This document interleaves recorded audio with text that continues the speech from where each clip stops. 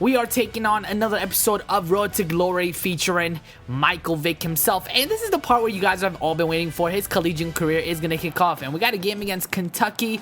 So for us, our expectations are high this season. We should be an easy victory, and I'm going to go ahead and spend the 14,900 XP that I have here. So the first one that I bought was the Just Like This package, and the second one was something that's going to increase my awareness and the precision timing. And here's the player skills that you guys all want to see. Obviously this year the focus is going to be on his arm accuracy and also his speed, because you guys know his speed's in the 80s. We got to get that up. And here's the top 25 polls, the preseason polls going into week number 1. We are definitely not in there, so that kind of gives us, you know, a lot of motivation. But at the same time, we can't complain because we had a terrible season last year, and it was actually this year in reality where Louisville actually had a pretty good season. So this is the preseason Heisman voting. We got all these top names, but obviously the names on the list that you guys hear aren't the actual names of the players. Now let's go ahead and kick off this game against, you can look at our Cardinal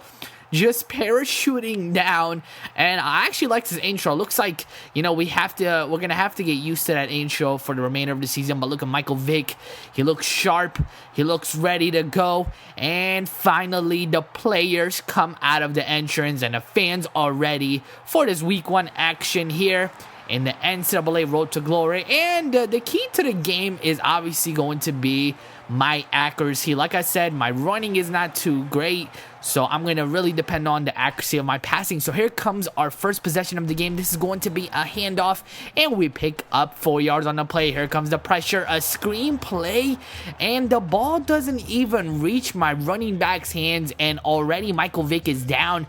And this is sort of similar to what's been going on with Vick with the Eagles. He just gets rushed on the play, and he gets hit, and he always gets hurt. So that is not a good way to start off the game. Here comes the second quarter, 4 minutes left, and I try to sneak that one in for a rush, but I get tackled on the play. So 3rd and 18 coming up. There's a lot of pressure on the play, and that is going to be it for that possession. So we simulate into the second half. The score is 7-3. You see Michael Vick trying to desperately get whatever he can to go down. We have to get a first down to at least feel confident. Here comes a power option play. He's going to take this one to the right side for about 15 yards on the play rushing wise. And then here comes a precision pass to Davis, who is going to take us to Kentucky's territory. So, could we get a 7-point possession here? Another first down, back-to-back first downs. And then Michael Vick is going to step back here and do something that he should not have done. I thought it was going to be a good pass, but the linebacker was right there to pick that one off. And yet, Michael Vick is still in this slump, and he's just, you know, desperately is trying to get out of it. So here comes probably one of our last possessions, 4 minutes left in the fourth quarter, and that is exactly how we wanted to start it off. Here comes a fake handoff. Michael Vick throws it to his receiver, and the receiver is going to be just short. 1st and goal right here. Michael Vick nowhere to go, so he decides to scramble, and he's going to be just short of a touchdown. So we're going to have to wait and see who the flag is on, and it is on them. So another 1st and goal opportunity, and we just needed 1 attempt for a touchdown. And just like that, we take this touchdown, and we are back in this ball game. So you see here, Michael Vick had a lot of composure in the pocket, and unlike his last possession, he threw this one right into the receiver's hands. So we're going to go ahead. We have a lead, 10-7. We're going to simulate and see what happens. My team is all pumped up. And with this 10-7 lead, you see Kentucky with 1:40 remaining. They score a touchdown, so my defense couldn't even step up on that one. And we are still trying to get a game-winning drive going. Michael Vick steps back, and the accuracy on the play was completely off. Here comes 3rd and 10, another screen play, and the ball doesn't even reach my running back's hand. So obviously you guys can tell Michael Vick's accuracy is beyond shaky, and we definitely have to work on that. So we get a turnover, but my defense comes up with a stop with 36 seconds remaining. So we obviously have the whole field that we have to drive through, and we don't even have any timeouts. So completion right here. And the clock is going to keep on ticking. 18 seconds left. Michael Vick is going to go deep on the play. And my receiver is ready for the reception. And he's going to get stopped short. But luckily, the clock stops until we are back to the line of scrimmage. So here we go. 7 seconds, 6, 5 seconds remaining. I'm going to throw it to my receiver, and he is right there for the touchdown. And, you know, a lot of crazy things do happen in NCAA games. So I'm hoping this touchdown is going to secure the victory. So you see Michael Vick right here. Even though he was off to a bad start in this game, a lot of composure, like I said, in the pocket. And he is able to throw that bomb straight into the receiver's hands. And my tight end, you know, he's pretty happy on this one because we are going to simulate it.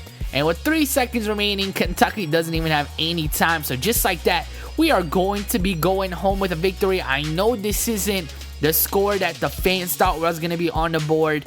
We thought we were going to have a blowout in this one, but more importantly, we are going home in week 1 with a 17-14 victory. Now, this is when things get a little iffy. So I got FCS here, and you know, for the most part, these types of games are usually preseason games because this is not a D1 team, and we're coming out right here. We're like, yeah, we're about to blow this team out, right? So I'm like all pumped to go in this one, and I'm like, you know, I'm gonna have a better performance in this one. So normal routine, heads and tails. I decided to, you know, kick the ball, or they're deciding to kick the ball, and I'm like, all right, bet we're gonna take over on the offense first. And look at this. I come in with about 40 seconds off the clock, and I'm holding the ball for a kickoff. And I'm like, you know what? Maybe we had like a kick return for a touchdown. It's all good, you know. It's straight if I hold the ball for the field goal. I don't mind. But I'm not gonna play until the second quarter, and I'm gonna hold the ball once again, coach. What is going on? So I decided to go back in the main menu, and I noticed that they benched Michael Vick. Now, I'm a better overall than the first-string quarterback, and probably the only thing that I'm going to guess is the fact that I didn't do practice mode in week 1, which is something that no one should skip out on, and I completely forgot. So you see the coach's trust.